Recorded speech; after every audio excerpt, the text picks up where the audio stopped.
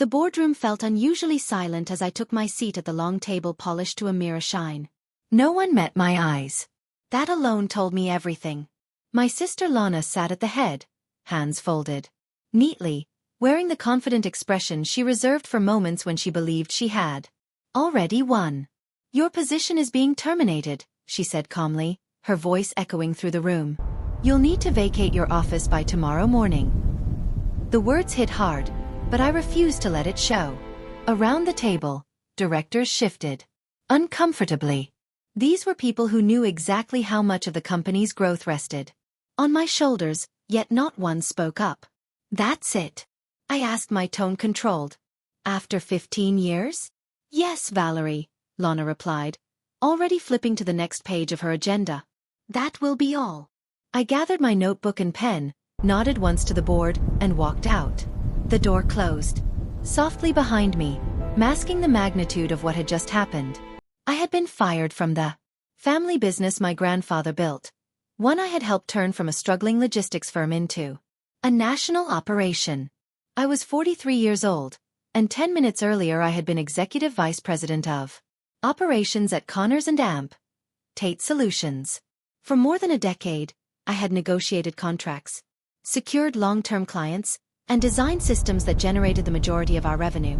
While Lana focused on image and internal politics, I focused on results. When I reached my office, my assistant Natalie looked up instantly. "Val, what happened?"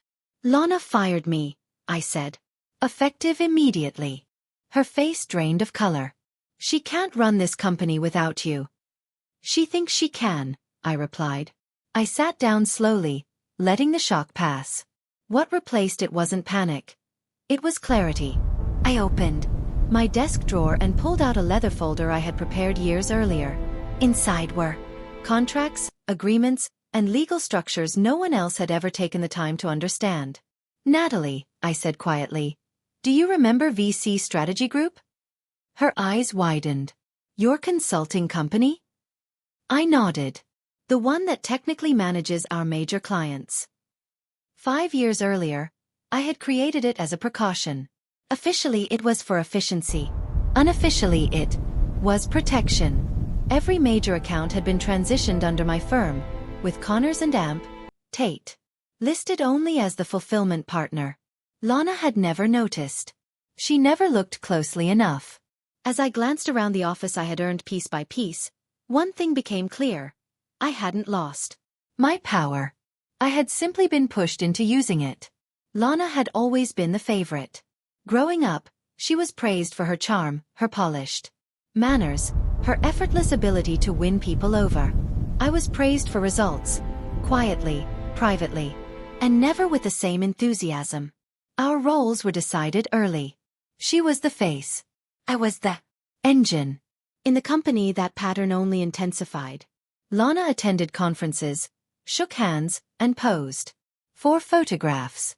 I stayed behind negotiating shipping routes, optimizing supply chains, and locking in contracts that kept the company profitable year after year. The board saw her confidence and assumed competence. They saw my work and assumed loyalty.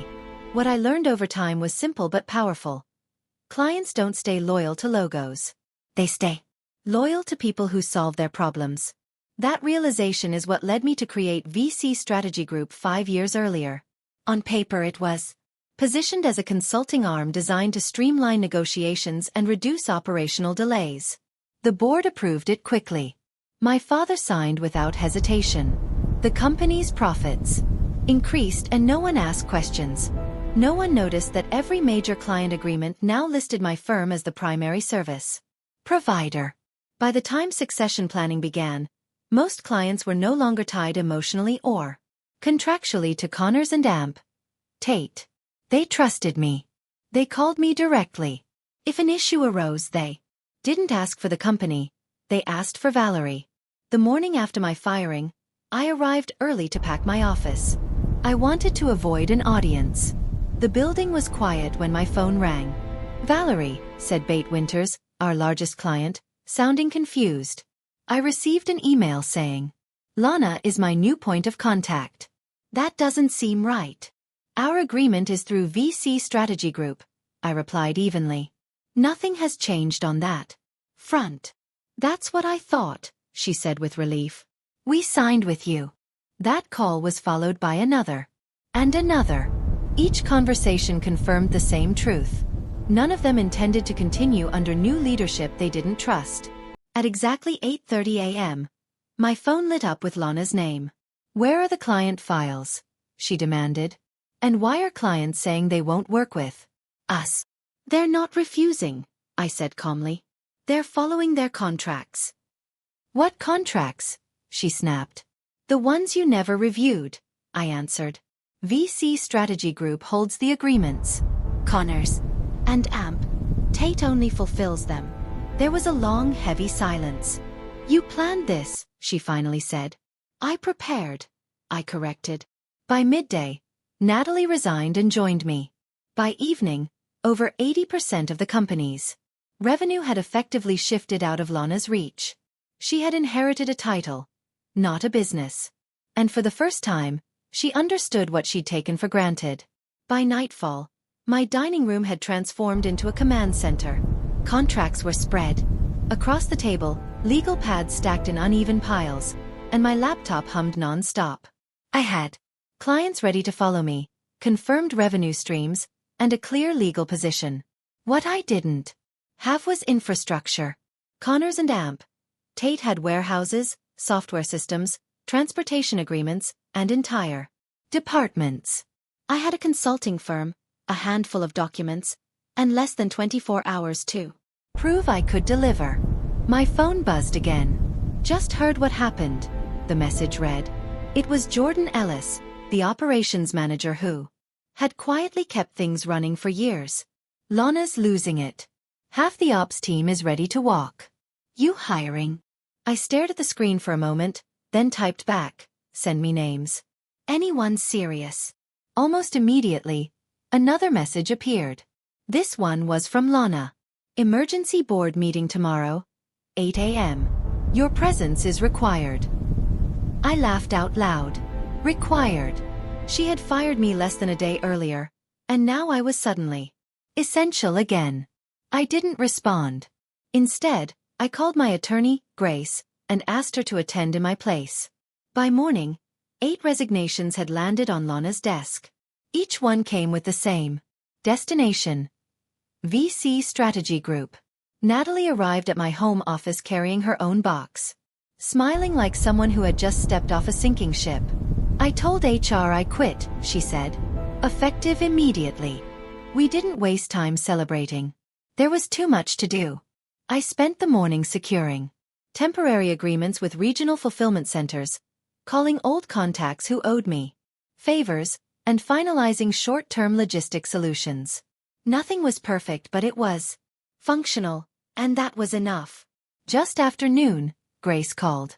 They're panicking, she said. The board shut Lana down completely. She tried to claim breach of duty. It didn't stick. I exhaled slowly. What do they want? They want your company back, Grace replied. Offer. Guarant. As a contractor. Long-term. 7-figure minimums. I wasn't surprised. They had lost most of their revenue in under 48 hours.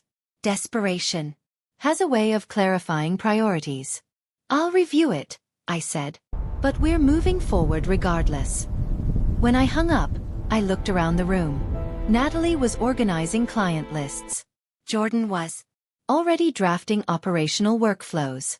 People who had felt invisible for years were suddenly energized, focused, alive. That was when it hit me. This wasn't damage control anymore. This was creation. Lana had tried to remove me from the picture. Instead, she had forced me to step fully into my own power without permission, without apology. And she still had no idea how far this was going to go. Lana chose a small cafe halfway between our offices, neutral territory by design. When I arrived, she was already seated, her posture straight, her expression carefully controlled. If I didn't know her better, I might have believed she was calm. You look busy, she said as I sat down. Building a company will do that, I replied. She stirred her coffee without drinking it, buying time. You planned this, she said finally. You didn't just prepare. You expected this to happen. I met her gaze. I expected to be sidelined eventually. You made sure of that. Her jaw tightened. You never trusted us. Not me. Not Dad. Not the board. Trust isn't automatic, I said. It's built. And every time I brought results, you took the credit. That landed harder than I expected. For a moment, the polished CEO mask slipped. You think I didn't work for this? She snapped. I held this company together politically while you hid behind spreadsheets. I didn't hide, I replied evenly. I delivered. She leaned back, crossing her arms. You created a secret company and siphoned clients. That's betrayal. I created protection, I corrected. Everything was approved. You just never bothered to understand how the business actually worked. Silence stretched between us, heavy with years of unspoken resentment. You know why Dad chose me, she said quietly. Because you're ruthless, Val. You'll burn everything down just to prove a point. That word, ruthless, hung in the air. It hurt more than I expected. I didn't burn anything, I said. You lit the fire when you fired me. I just stepped out of the flames. Her eyes flashed. You destroy our grandfather's legacy for control? No, I answered. I refuse to sacrifice my life's work to protect your ego. For the first time, she looked unsure. Not angry. Not confident. Just uncertain. So what happens now? She asked. That was the question neither of us wanted to face. I build my company, I said. You run yours. And the board, she pressed. They'll do what boards always do, I replied. Follow the money. She exhaled sharply. You've made me look incompetent. I softened slightly. You did that when you thought a title mattered more than understanding the business. We stood in silence, sisters bound by blood and broken by competition. There was no dramatic reconciliation, no apology, no closure. Just the quiet acknowledgement that things had gone too far to be undone. As we parted ways, I knew one thing for certain. This wasn't the end of the conflict. It was merely the end of pretending it was about family. 3 months later, as my company landed its biggest contract yet, I realized the real consequences of that meeting were only beginning to unfold. 3 months after walking out of Connors and Amp, Tate with nothing but a box and a plan, I stood in the lobby of Cove near Defense, our newest and largest client. The scale of the facility alone told me this contract would change everything. Securing it meant VC Strategy Group would officially surpass the annual revenue I once managed under my sister's leadership. You moved fast, Edward Hughes, Covenant's procurement director, said as he guided me through the operation floor. Most firms need years to reach this level. We didn't start from zero, I replied honestly. We started with experience. That was the truth. We weren't a startup in spirit, just in structure. My team already knew how to solve problems under pressure. We'd spent years doing it quietly for someone else. By the time I returned to our new permanent office that afternoon, a renovated warehouse with exposed brick and open workspaces, the atmosphere was electric. What had begun as 8 people in a borrowed space had grown into a focused team of 23. The walls were still bare, but the confidence in the room was solid. Jordan met me near the entrance, barely containing his grin. The board accepted our counter-proposal. I stopped mid-step. Accepted. Every term, he confirmed. Connors and Amp. Tate is now officially our primary client for the next 3 years. The irony settled in slowly.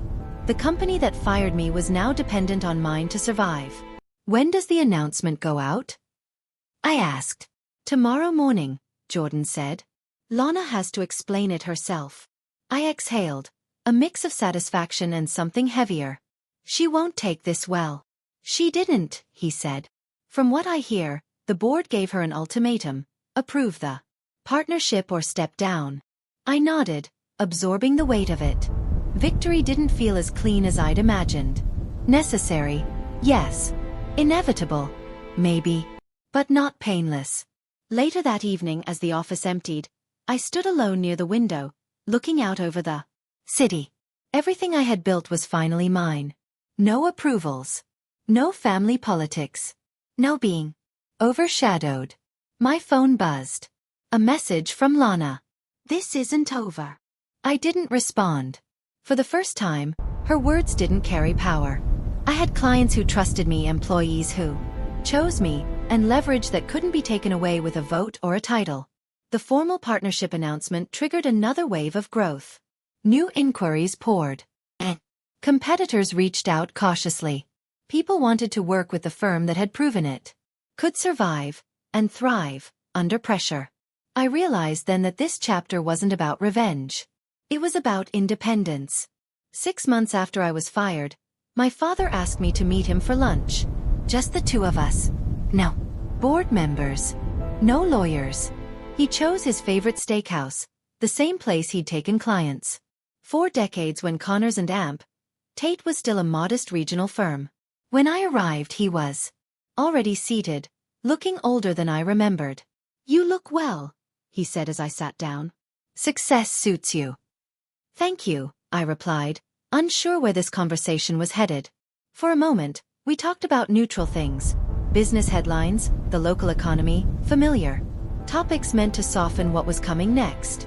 Then he set his fork down and looked at me directly. "I owe you an apology," he said. That stopped me cold. "I should have recognized your leadership sooner," he continued. "I should have made you CEO. When I stepped down." The words landed with unexpected weight. I'd imagined hearing them for years, but now that they were real, they felt strangely hollow. "I followed tradition instead of judgment," he admitted. "And it nearly destroyed the company." I didn't argue. The facts spoke for themselves. "The board is restructuring," he went on. "They want you back. Not just your firm. You." I raised an eyebrow. "In what capacity?" "CEO," he said plainly. "Full authority." I nearly laughed, catching myself just in time. "And Lana?" "She would move into a chief marketing role," he said carefully. "Where her strengths actually lie." I leaned back, absorbing the implication. She'd never agree to that. "She already has," he replied. "With one condition." I waited. "That the two of you find a way to work together," he said. "No more warfare." The silence stretched between us.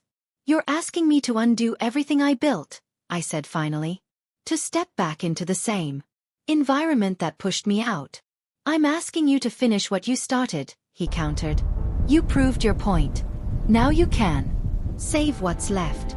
I looked down at my hands. My company was thriving. My people were loyal. My future was no longer tied to anyone's approval. Going back, even on my terms, felt like reopening a door I'd fought hard to close. "You taught me to think strategically," I said. "And strategy sometimes means walking away." He nodded slowly. "I won't pretend this isn't personal. But it's also legacy." That word, legacy, had guided so many bad decisions before. "I'll consider it," I said at last. "Nothing more." As we stood to leave, he placed a hand on my shoulder. "Whatever you choose, Val, you've already won." I wasn't sure that was true. Because some victories come with questions no balance sheet can answer. That evening, I stood outside the glass doors of VC Strategy Group, watching the lights inside reflect off the darkened street. 6 months earlier, this company had existed only as a contingency plan, an idea built quietly in the background. Now it was a fully operational business with 35 employees, multi-million-dollar contracts, and a reputation for delivering under pressure. I walked through the office slowly, taking in the details I once dreamed about. Desks filled with people who chose to be here. Conference rooms named after our first clients. Walls that still smelled faintly of fresh paint and ambition. No family politics. No borrowed authority. Jordan looked up from his desk. "Everything okay?" I nodded. "Just thinking." I didn't tell him about my father's offer. Not yet. Part of me was tempted. Becoming CEO of Connors and Amp, Tate would mean reclaiming the legacy my grandfather built and correcting the mistakes that nearly destroyed it. It would also mean stepping back into a system that had never truly valued me until I proved I could walk away. Later that night, alone in my office, I reviewed our growth projections. We were on track to double revenue again within a year. Clients trusted us. Employees believed in the mission. For the first time in my career, success didn't come with compromise. My phone buzzed. A message from Lana. If you take the offer, we need to talk. Not as rivals. As sisters. I stared at the screen longer than I expected. For years I had chased validation from the same people who withheld it. Now the choice was mine, and so was the cost. I typed back slowly. Whatever happens, I won't give up what I've built. The response came minutes later. I understand. I set the phone down and leaned back, exhaling deeply. Power used to mean titles, offices, and approval. Now it meant freedom. The freedom to choose clients. To choose people. To choose direction.